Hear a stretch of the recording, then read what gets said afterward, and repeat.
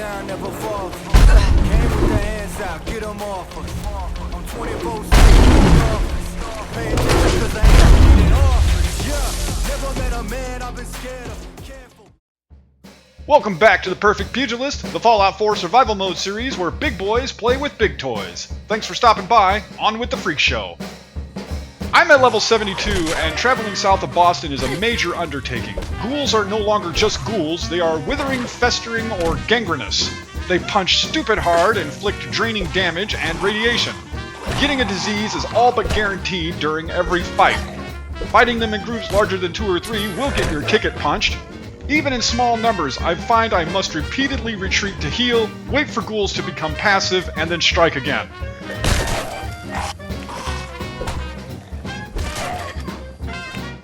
A new tank variant called the Char Ghoul also has incredible durability and inflicts higher radiation damage over the other variant types. I could barely handle one of these alone, and fighting them with other ghouls is suicidal. They still suffer the same basic flaws as other ghouls, so arms and legs are high priority targets to shut down their offense. Even blocking their attacks still causes damage, so having room to maneuver is a must. Aside from ghouls, there's a noticeable uptick of glowing monstrosities from downtown Boston south. For example, in this mission with Bobby to dig a tunnel, just about every Mirelurk is a glowing variant. I can barely handle one of these on my own, let alone in this tunnel complex against 2 or 3 at once with little or no room to maneuver. Most wild animals also have a glowing variant. In a prior episode I showcased a rad stag. Now I'm coming across bears that glow. Aside from being visually imposing, I can barely do any damage to these glowing bears. And of course they hit extra hard. Even the Deathclaws are showing up green. I'm going to see this in my nightmare for weeks. Worth noting, I was KO'd during every one of these fights. 3-on-1 with a crab? Dead. 2 bears in a bush? Dead. Massive free-range killer chicken? Extra crispy dead. I did manage to survive a fight against an albino Deathclaw, but I also encouraged support from the locals. I used raiders as bait, and one essential game character joined the fight and served as a distraction so I could step out to heal up before going back in. With all that said, I already knew where to find my next target. Before we see who's next, remember this is survival mode. I have no weapons equipped, I do have armor on, but I have limited health recovery options and no addictive chems.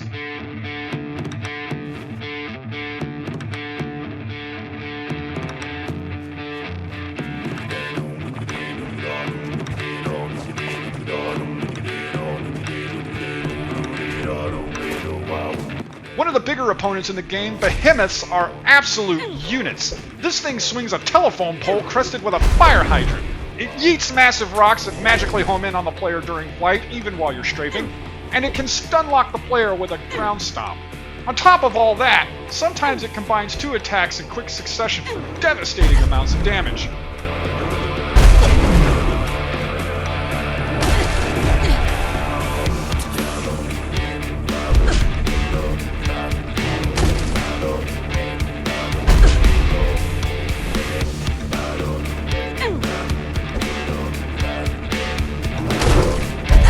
So far as I can tell, all the different attack types can be completely blocked except the flying rock. Even with my arms up on a squarely blocked hit, I take a small amount of damage. There are moments where a rhythm can evolve of blocking an attack, landing a counterpunch, and then backing off to block the next incoming attack.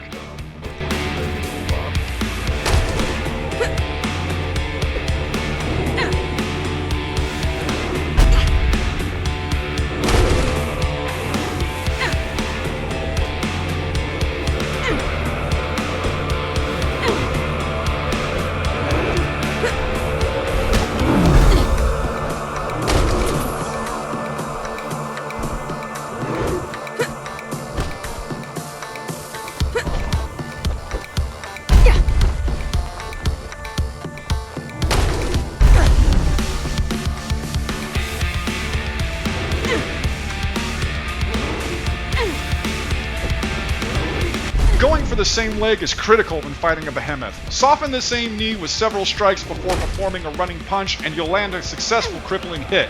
You'll know it happened because Big Boy crouches in pain. Use this opportunity to pop a free shot on that dome. Big Boy doesn't like being crippled very much. In fact, it changes his entire attitude real fast. He'll still gimp his way over to loom menacingly, but he seems less interested in making direct attacks. I found trying to punch a Behemoth in this state is nearly impossible. Kiting a Behemoth is very difficult, so I cut about a minute of footage because this one kept blocking every punch attempt.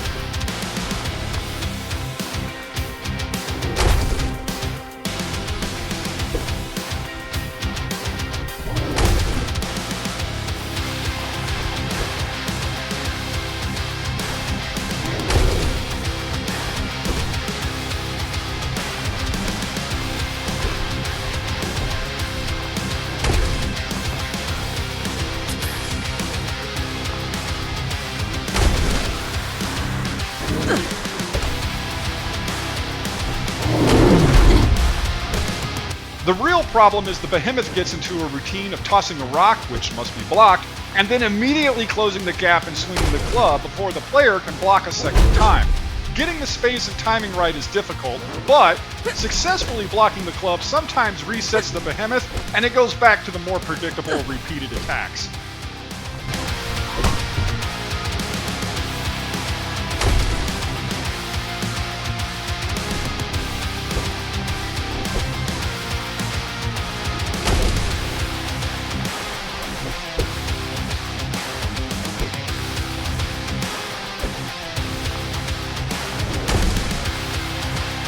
Late in the fight, Big Boy knows he's in trouble, but it doesn't matter. Today is his last day.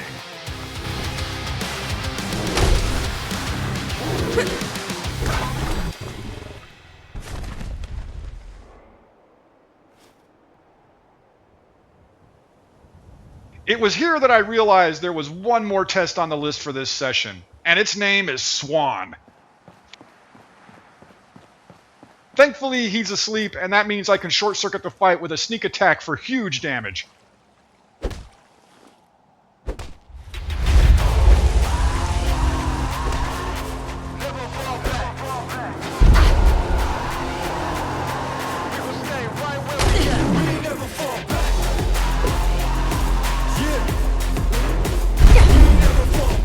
So far as I can tell, Swan's anchor cannot be blocked. It does area of effect damage, so it doesn't matter where it lands, you'll still take a hit.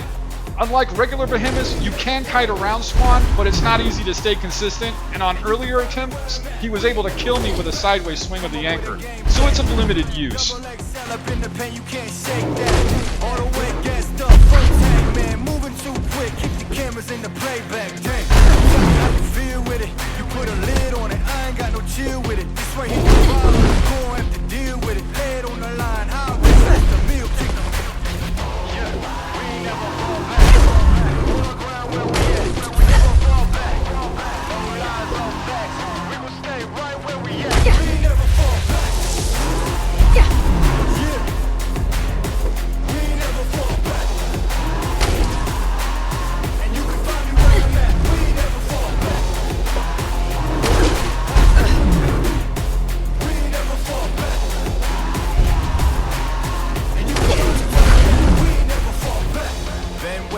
Never fall. Came with the hands out, get them off us.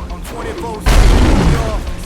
Pay attention cause I never need an office. Yeah, never met a man I've been scared of. Careful, you gon' get exactly what you asked for. Simple, whatever you bring me getting handled. I answer to no one, I don't need to hassle. I eventually realized I could jump to the side of the anchor as it lands and recover my arms fast enough to plant a hit before backing up and resetting.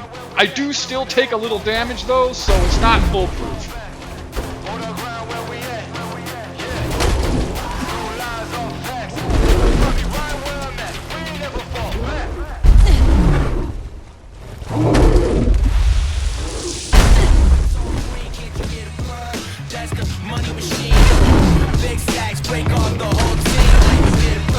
That's the money machine, big name, all caps, small paper, tall green. Kill the track, then I'll run it back, bring it all to life. Tryna shoot for the moon, yeah. You can get sniped, too blessed in the flesh now. You can get Skype, Cloak try to jump on him with the left or the right. I'm just digging in, 1, 2, hot height, rain or snow, you can get it, bro. Just how you like, wrist shine in the light until it blinds your sight.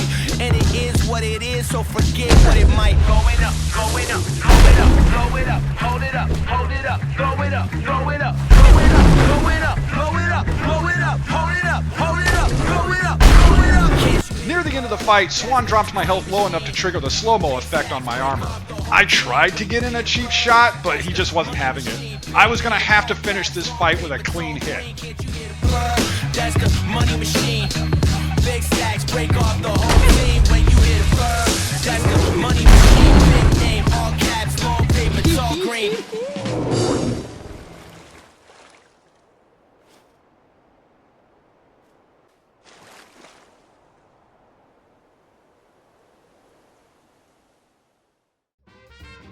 Well, that about wraps it up for this episode. Let's go ahead and roll those credits. I'm running out of super freaks to check off the list, but no worries, there's still plenty of intense shit in store.